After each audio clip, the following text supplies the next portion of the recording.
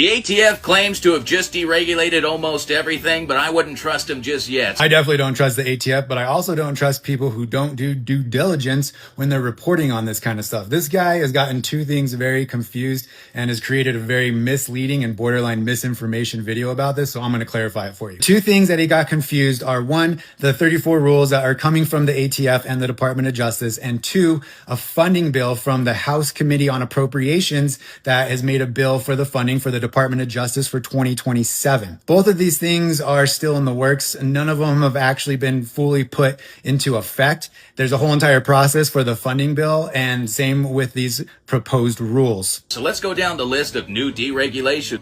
Short-barreled rifles will be deregulated. So that is from the funding bill, again, done by the House Committee on Appropriations for the Department of Justice for next year in 2027. Suppressors will be deregulated. This is also from the same funding bill, not from the ATF. The ATF-DEA merge? Rejected. I actually couldn't find anything in the 34 rules or the budget bill that talks about this, but I did find an article from January that said that they abandoned it at that point. But there will still be fast-paced NFA processing. This is also from the budget for next year, but what's really interesting about it is how it's worded. It essentially says that the ATF will only receive 40% of the funding if they don't meet these processing times. So for actual paperwork, they have 120 days, and for electronic stuff, they have 60 days.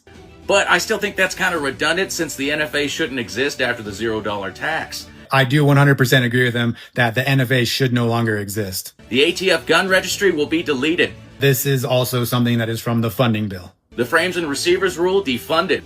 Yup, this too is from the funding and budget bill. The engaged in the business rule rejected. This one in particular is actually on both the rules and the funding bill. All the Biden export regulations and ATF rules rejected and ended. Again, from the funding bill. Red flag laws rejected. Also from the funding bill, not the ATF. Guys, even gun buybacks are being rejected. From the funding and budget bill.